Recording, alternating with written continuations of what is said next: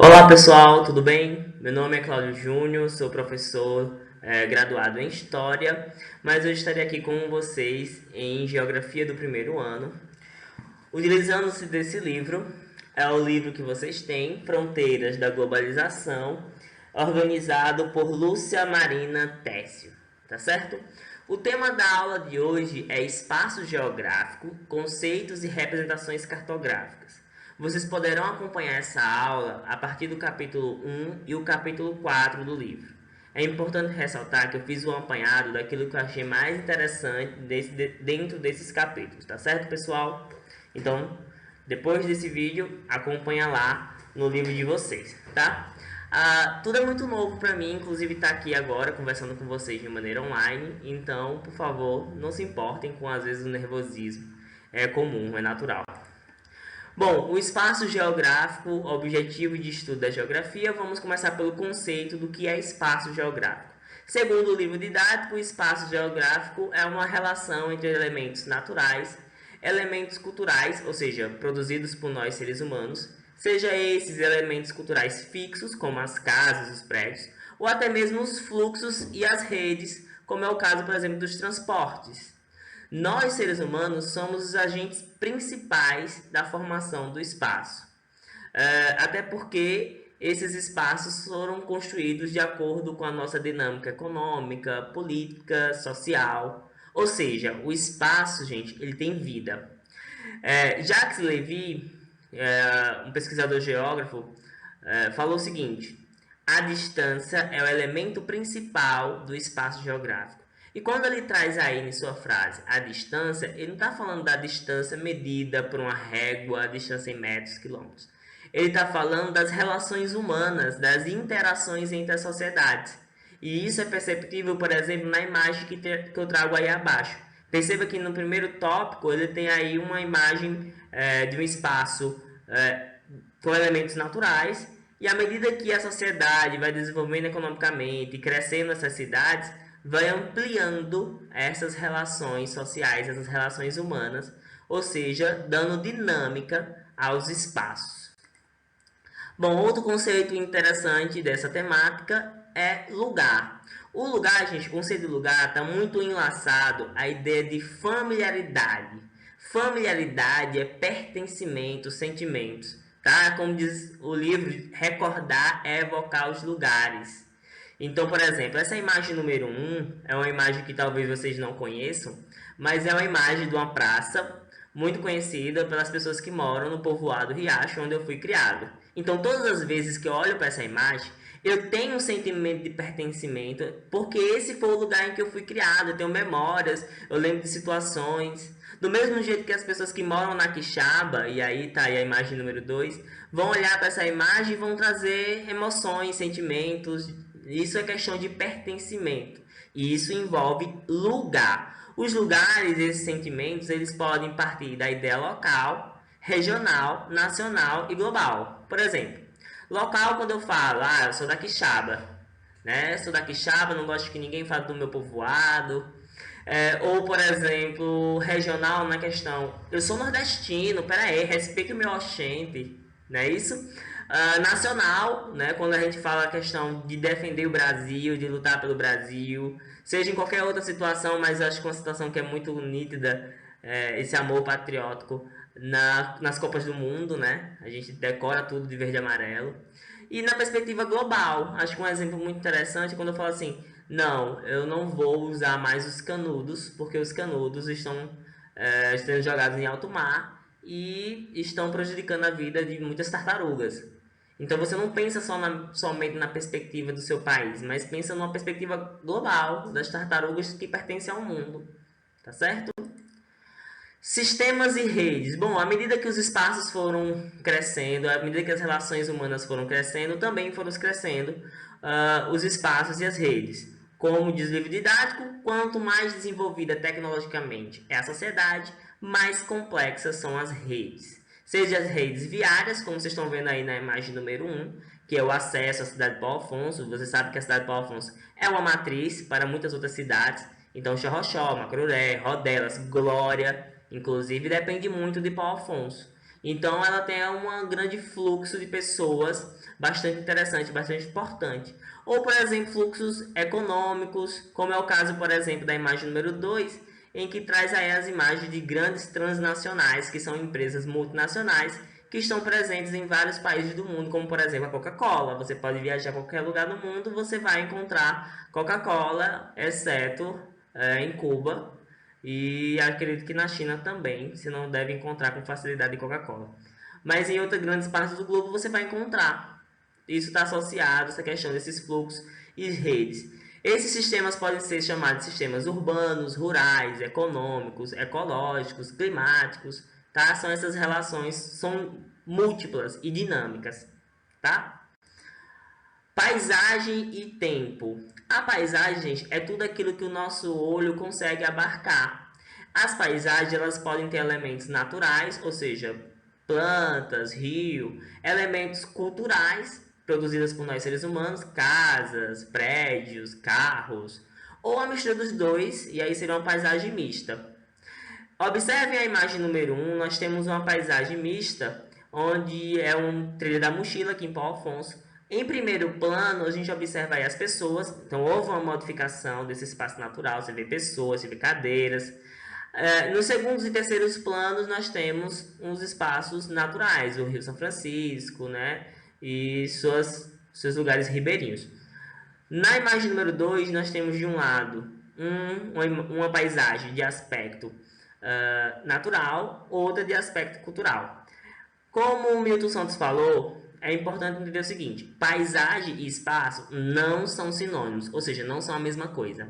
A paisagem é um conjunto de formas que, num dado momento, exprime as heranças que representam as sucessivas relações entre homem e natureza.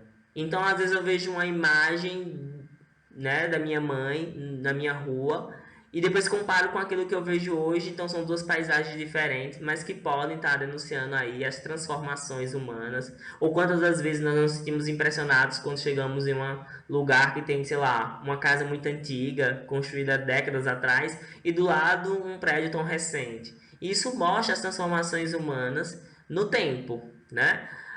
Porém, os espaços são essas formas naturais ou artificiais ou culturais, como queiram chamar, porém animadas com vidas, porque nós fazemos parte, né? Nós fazemos parte desse espaço. Já a paisagem não, ela é estagnada, tá certo? Então é importante diferenciar. Paisagem é algo estagnado que a gente pode sim tirar muitas informações desse espaço, dessa paisagem, né? Desse retrato, mas não é um espaço. Espaço a gente vivencia. Representações do espaço geográfico, a cartografia e os mapas. Bom, a cartografia passou por muitas modificações. Hoje é essencial, às vezes alguém está vindo lhe visitar, você joga aí, manda aí a localização. Mas nem sempre foi assim, né? Então, os primeiros mapas, eles eram feitos de maneira analógica, ou também chamada de convencional, escrita, desenhada. E dentre essas pessoas que primeiro desenharam os mapas, podemos destacar o pai da cartografia, Anaximandro, que viveu aí entre 610 a.C. e 547 a.C. e desenhou esse mapa aí, é o mapa da cidade de Alexandria, tá certo? No Egito. Bom, como eu falei a vocês, os mapas avançados de início eles tinham um cunho muito mais de guerra, muito mais econômico, e hoje tem uma gama de diversidade que você pode estar explorando esses mapas. Então, na imagem número 2, nós temos já uma imagem que começa com a imagem de satélite. O tópico número 1 vai de um espaço de satélite, e aí depois ele vai trazendo os blocos, as ruas, as vias e todas as outras informações. Então, com essa imagem, com essa projeção cartográfica que nós conhecemos hoje, a partir, por exemplo, do GPS, nós sabemos, inclusive, se na sua rua tem um posto de saúde, se na sua rua tem um supermercado, né? Então, tudo está associado a essa nova cartografia, que é chamada de cartografia computadorizada. Outro exemplo muito interessante dessa cartografia computadorizada é o Sistema de Informações Geográfica. É o SIG, né? É uma conjunção do que a gente chama de geoprocessamento e que vem ajudando em vários aspectos da sociedade. E aí está um exemplo. Algumas cidades do Brasil estão usando o geoprocessamento via SIG para, por exemplo, fazer um mapeamento dos locais em que podem ter focos do mosquito da dengue. Então veja como a geografia ela é importante, a cartografia ela é importante não somente para a ciência, a geografia, mas para nós seres humanos de maneira geral. Bom, agora nós vamos chegar sobre a construção de mapas, os tópicos sobre projeções cartográficas. Aí nós temos esses 4 projeções cartográficas, que são as mais comuns. A primeira, a imagem número 1, é equidistante. Na projeção equidistante você tem um foco, e aí você calcula o espaço a partir desse foco, né? Você tem aí a presença dos paralelos e dos meridianos. As conformes, no mapa conforme número 2, a gente percebe que os ângulos eles permanecem, né?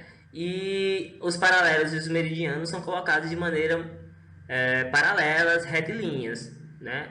E não há alteração na imagem dos continentes, na perspectiva terrestre. Já o mapa número 3, que é um mapa equivalentes, são mapas em que há uma distorção do espaço, a distorção dos ângulos, porém mantendo a distância real desses lugares. E por último, a alifática, essa é a mais conhecida, né, que é um mapa cilíndrico, muito conhecido pelo mapa de Hobson, e ele mostra o planeta Terra de maneira geral, como se você abrisse aí o planeta Terra e mostrasse de todas as formas. E aí, obviamente, ele não consegue manter a realidade dos paralelos, dos meridianos. Há uma distorção para que todos nós possamos ver o planeta Terra de maneira geral. Essas projeções cartográficas são feitas a partir de métodos. Os 3 métodos mais convencionais para projeções cartográficas são esses. A projeção cilíndrica, né, que é aquela de Hobson, você percebe que é basicamente a mesma. Você tem o planeta Terra envolvido no cilindro e você abre esse cilindro, então você tem aí os paralelos e os meridianos de maneira bem ordenada, retas, de maneira paralela. Nós temos a projeção cônica, que é muito semelhante à projeção equidistante. Você tem um ponto tangente e a partir desse ponto tangente você observa o restante dos outros espaços e assim pode calcular a área. E a projeção azimutal. A projeção azimutal também tem uma tangente, porém engloba muito mais espaços do que a projeção cônica. Essa projeção azimutal, uma característica dela, uma curiosidade na verdade, é que ela é usada pela Organização das Nações Unidas. A Organização das Nações Unidas, a ONU, usou essa projeção como modelo para seu slogan, porque ela consegue englobar todos os continentes, né, do planeta Terra, para dizer que a ONU está presente por todos os lugares. Bom, pessoal, já estamos chegando no fim da nossa aula, e é a primeira de outras. Eu espero que a gente também passe a ter nossas aulas presenciais, mas para que isso aconteça é importante que você fique em casa, que você se cuide, que você cuide das pessoas que vocês amam. Bom, pessoal, eu queria pedir a vocês que baixassem o aplicativo Google Sala de Aula ou Classroom, que é esse aplicativo que está aqui ao meu lado. Você vai entrar, baixa ele. É importante que você tenha um Gmail, tá? Mas todo mundo que tem celular, obviamente, tem que ter um Gmail. Você abre ele. Quando você abrir ele, você vai no maisinho e vai aparecer 2 frases: criar uma turma ou participar de uma turma. Você vai clicar em participar de uma turma. Quando você clicar em participar de uma turma, ele vai pedir um código. O código é esse aí, tá, gente? K maiúsculo 5XVQKM, tá certo? Então você coloca esse código. Você pode sim acessar esse material tanto pelo computador quanto pelo celular, tablet, basta ter a rede de internet, tá certo? Quando vocês abrirem lá, vai abrir na minha sala de aula, Geografia do primeiro ano. Lá vocês vão encontrar na atividade, vão encontrar esse vídeo, vão encontrar slides e vão encontrar atividades sobre esse assunto. E aí vocês podem estar respondendo. Qualquer dúvida sobre esse assunto e os demais assuntos, segue lá no Instagram, é o Júnior Gomes 24, ou pode mandar suas sugestões, suas dúvidas, curiosidades no e-mail juniorgomes_isto@hotmail.com. Tá certo, pessoal? Muito obrigado pelo carinho de vocês. Até a próxima.